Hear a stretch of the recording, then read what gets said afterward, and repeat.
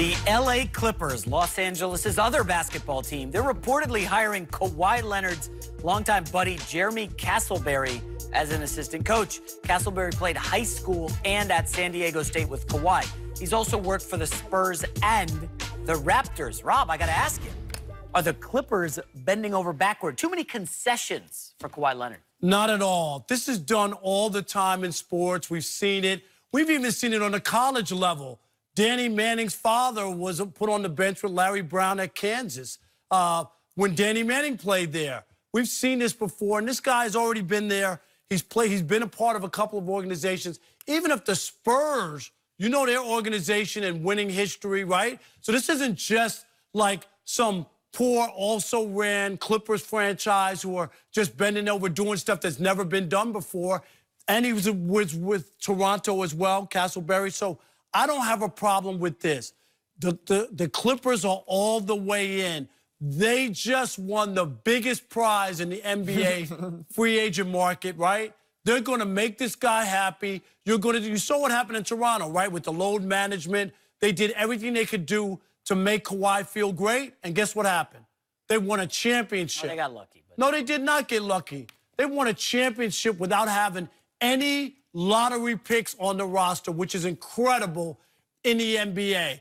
Anything to make them feel comfortable is good in my book. You have nothing but Doc Rivers isn't going to sign off on this. This is a guy who won a championship. Jerry West, the logo. These aren't also-rans or nobodies in the NBA. These are guys who have been around. And if they respect Kawhi Leonard as a basketball player and he says he needs this guy with him, trust me, they've checked him out. They feel confident and comfortable with it. I have no problem. I do have a problem with it simply because once you start doing this, it's like the LeBron James effect.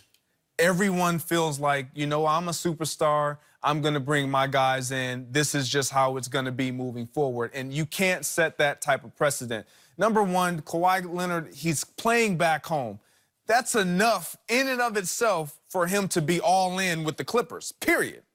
Because he decided to come here. They have a great upper management. Well, you mentioned Jerry West. You got a good head coach, Doc Rivers. Your roster, obviously, you as alongside Paul George have identified this as a roster that, you know what, we can plug and play and we can plug in and have a potential to do something special. So you have all the variables intact. So why do you need to appease someone even more? You have him all in. He's all in. No. He's back home.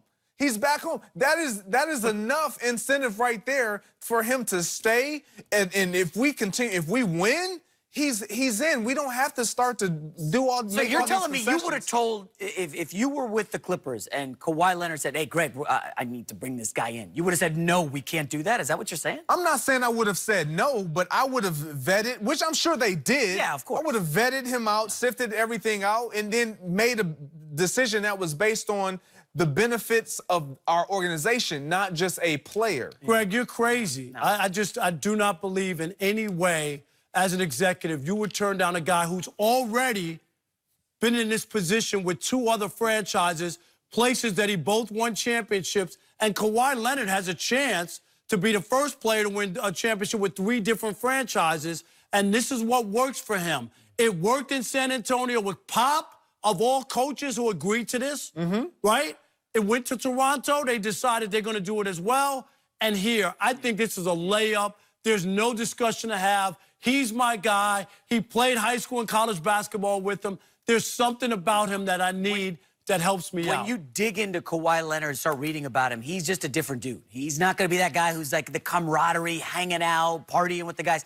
He's kind of off to himself, and he needs that comfort level of having his boy, and that's why the Spurs, as you said, Pop brought him in. We did a fun episode on the Cowherd Show, dating game, and I actually said the Lakers should reach out to Castleberry and say, bro, wait, we're bringing you in. Come on in. We'll put you on staff if Kawhi comes here. I think any team that would have signed him would have. Miami Heat, Charlotte Hornets, bring him on the coaching staff, put him in the second level. You know, he could carry Kawhi's jockstrap. Greg, your point is well taken about most players don't get that clout. But this is an extra... This is Kawhi Leonard. Right. Extra special listen, right player. now, I'll put this out there. Giannis's younger brother is a marginal NBA player, maybe a G League guy. The New York Knicks went and signed Giannis' younger brother thinking, oh, man, Giannis is going to be on the market in a year. This is what the NBA does. It's a star league. If you can get a star, a Kawhi, a Giannis, a Kevin Durant, you do everything in your power to bring him on board. I totally understand. I understand what you guys are saying, but I'm coming from a perspective of as players who, if you're not a star and you walk into a locker room and you walk into an organization or you want to come to an organization and it's all centered around one player, that's not appealing. That's not attractive. It's like, you know what? Am I going to have some say? Are you really going to give me the amount of respect that you give him? I get it. It's Kawhi Leonard. He deserves it. He's earned it. And he's a peculiar guy. Totally understand all of those things. But everyone could say, you know what? I need my guy. If Kyrie could say that going to the Nets. Like the Nets are desperate. They'll do it. I mean, that's the point. If you really are desperate enough, and this is why a team like the Clippers would say yes, because they haven't won. So we want to make sure we're doing any and everything possible to appease you, to make you comfortable. But I'm saying you don't have to do that because he's home. Yeah, no, I disagree. Remember the stories about LeBron? Remember LeBron's guys, Rich Paul, early in Cleveland were like riding the team plane, and then LeBron goes to Miami. Pat Riley snuffs that out quick. He's like, whoa, I've won with the Lakers. We're not going to let some of that stuff fly here.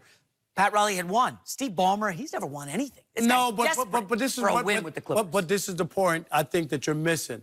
They did it in San Antonio where they had won before Kawhi Leonard as well. And Pop is one of the all-time coaches. So this is not, to me, if there would have been any pushback, it would have come from Pop, because it's a kid from San Diego State, right, who won the lottery pick. And for them to do that for him, Kawhi there, makes a lot of sense to me, that they're not bringing in his buddy from the block who doesn't play basketball. And do you know what I mean? This guy played basketball. He obviously adds something. He was a teammate in college. This is totally different. So I don't know how you can look at what Pop and the Spurs had done previously and not think, if you're Toronto, yo, this is what they did. Of course, we're going to sign off on it.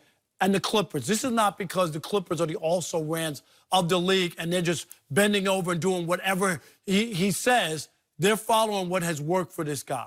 All right, coming up next, back to the most heated discussion we had so far today, is Antonio Brown handling his helmet issue the right way. Former NFL head coach Jeff Fisher stops by. We're going to discuss that next.